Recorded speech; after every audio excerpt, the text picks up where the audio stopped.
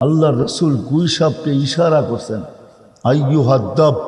ওলামাদেরকে জিজ্ঞাসা করেন, গুই সাপের হাদিস আছে একটা মশহুর। আল্লাহর রসুল গুই সাপকে ইশারা করছেন, আইয়ুহাদ্দাব। ইশারা করতে দেরি, সে জীবিত হয়ে মাথা উঁচা করে চিৎকার দিতে দেরি করে নাই। গুই সাপের নিজের ভাষা আমি আপনাদেরকে বলতেছি, সে আরবি ভাষায় বলতেছিল, লব্বাইক ওয়া সাদাইক ইয়া যাইনা ওয়াফা ইয়াউমিল কিয়ামা। ও দুজাহানের বাদশাহ, আমার ভাগ্য খুলে গেছে।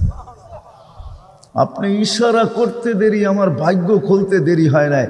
যার ইশারায় ভাগ্য খোলে, যার ছোঁয়ায় আগুন ছুঁতে পারে না, যার ছোঁয়া লাগলে খেজুর গাছের ভাগ্য খোলা যায়, যেই খেজুর গাছে আল্লাহ রসুল পিঠ লাগায় জুমার নামাজের খুতবা দিতেন। যখন মেম্বর তৈরি হয়, আল্লাহ রসুল যখন মেম্বরে পা দিলেন, তো খেজুর গাছের থেকে বাচ্চার মতো কান্না আসতে শুরু করলো। পুরো মসজিদটা সবাই তাকাইতে ছিল যে বাচ্চা নিয়ে আসছে, তো নিয়ে আসছে কে, কোন বাচ্চাই বা কাঁদে।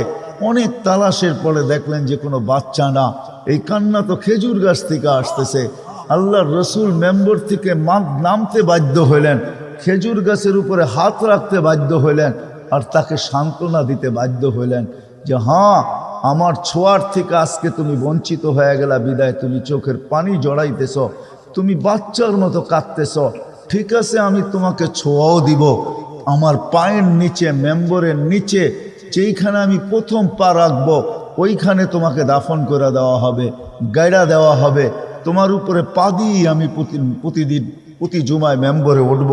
যখনই মেম্বরে উঠবো, তো তোমাকে পায়ের ছোঁয়া দিয়েই উঠবো। আর শোনো, দুনিয়াতে তো তুমি আমাকে খেজুর খাওয়াইতে পারো নাই, ঠিক আছে, তোমাকে আমি জান্নাতেও নিয়ে যাব। আর তোমার জান্নাতের ভিতরে তুমি আমাকে খেজুর দিবে আর আমি খাবো।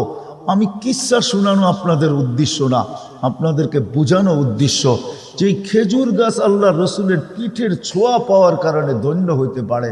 তো আবু তালেবের শিরায় উপশিরায় তো একই রক্ত দৌড়াইতেছিল, কিন্তু আল্লাহর কাছে আবু তালেবের কোনো পরিচিতি নাই। অথচ রসুলের ইশারায় ভাগ্য খোলে। গুইসাপ নিজে বলতেছে আমার ভাগ্য খোলা গেছে। তো আল্লাহ রসুল বলতেছে, তুই আরবি ভাষায় এত সুন্দর বলতেছিস, তো আরেকটু জিজ্ঞাসা করি, লিমান তাবুদ, ইবাদত কার করিস?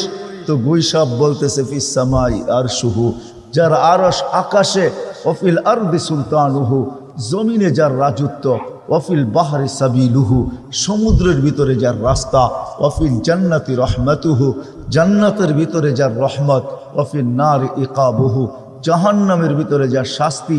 তো আল্লাহ রসুল বলে আরেকটু